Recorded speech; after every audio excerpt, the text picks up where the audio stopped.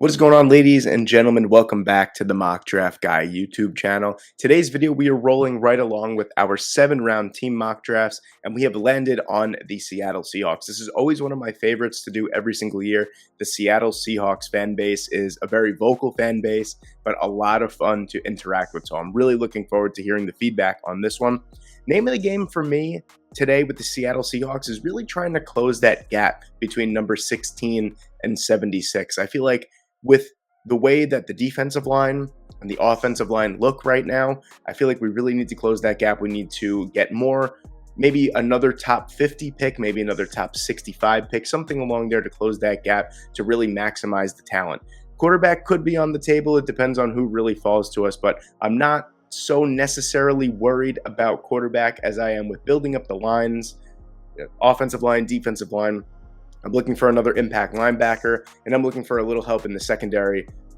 The safety positions is what I'm really worried about. So let's have a lot of fun with this one. Let's see what we can do.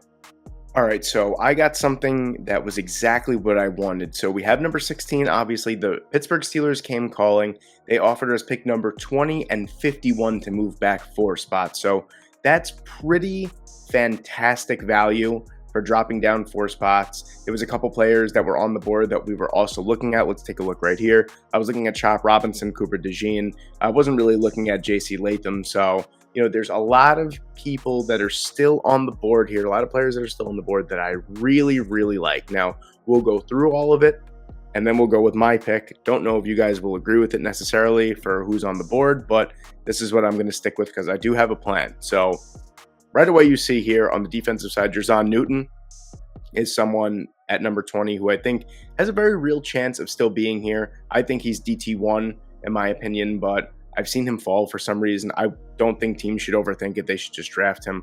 Linebacker, Edgerrin Cooper, Jalen Ford. These are some guys I'm not really considering drafting at number 20, but just wanted to let you guys know that they are there. Even Jeremiah Trotter as well. Offensively, here's where it gets tough. You see J.J. McCarthy, Bo Nix on the board here.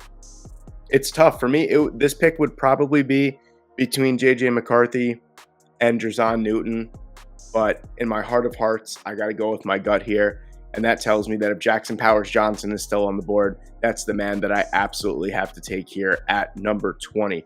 The reason being is I think with the interior of the offensive line for the Seattle Seahawks, it's just so poor. It really is. They might have something in Olu Oluwatimi, and the reason why I say that is if they are confident in him playing center, Jackson Powers-Johnson at 6'3", 334 pounds, has more than enough size, strength, athleticism to kick out and play guard. And I think that's so valuable. There is not another player like him in the entire draft class. I think he's going to be a tremendous center. I think he'd be a great guard too. Maybe the best pure center in the class, in my opinion, is Zach Frazier. So I think getting someone like Jackson Powers-Johnson that has that interior offensive line versatility would be absolutely key. He's super young. He's not green, but he's a little bit inexperienced in terms of starts. So that tells me that we haven't seen his best football yet. And after the utter domination that we saw at the Senior Bowl and in run blocking for the Oregon Ducks this year, I just cannot pass up the line versatility here at number 20.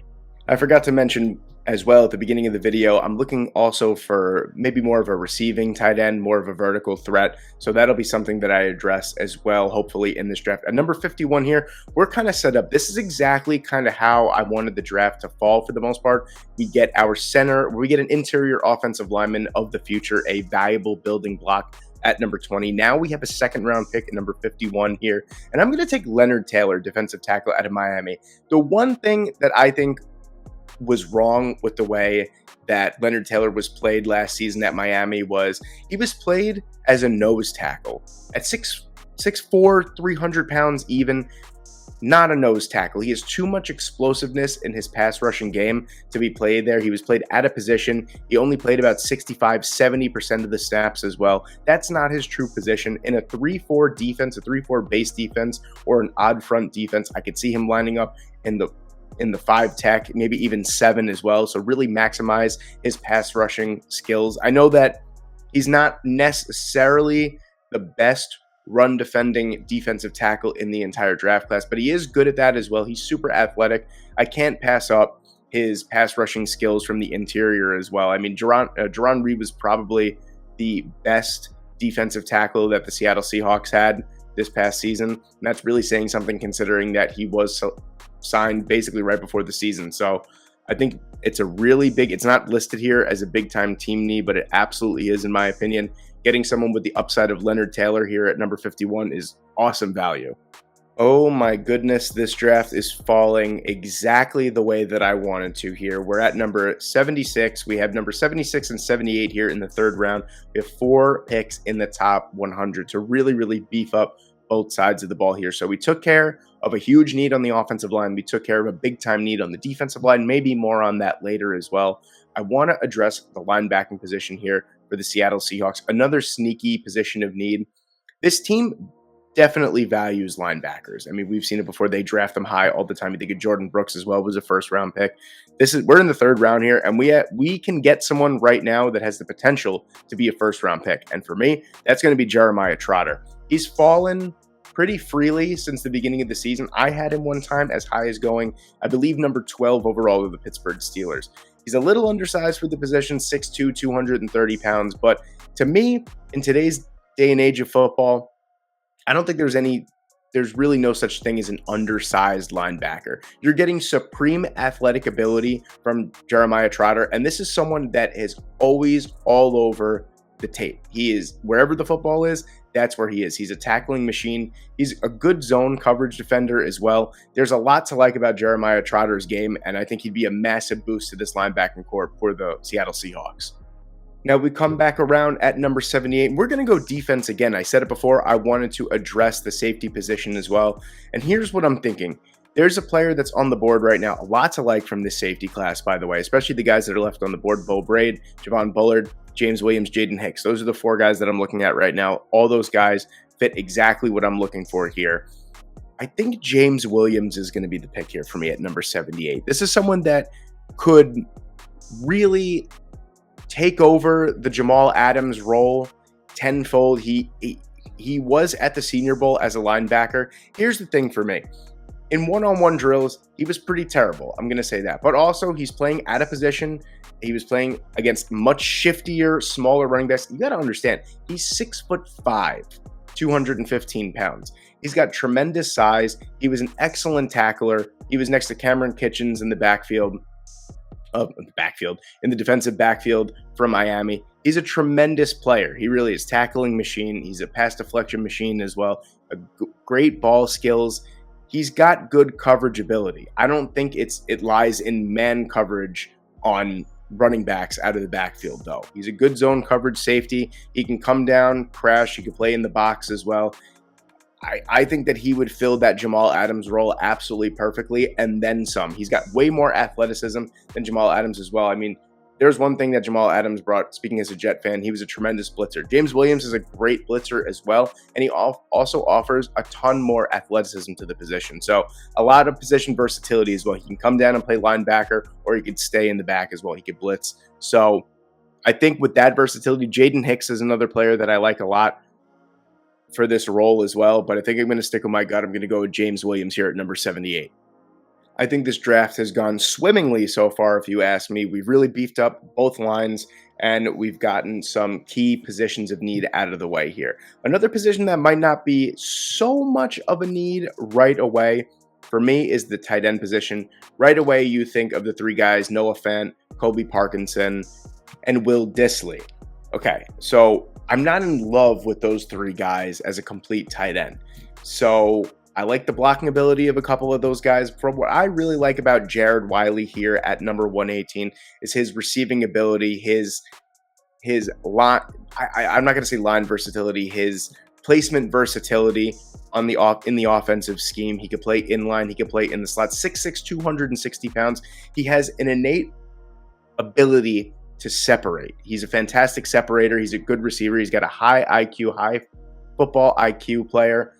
The one thing is his run blocking. So I'm thinking that he's more of that receiving tight end role, and you can get one of those other 3 guys, or really one of those other 2 guys, to be the run blocking tight end in 12 personnel. But I think Jared Wiley would just be a tremendous big body tight end right in the middle of the field.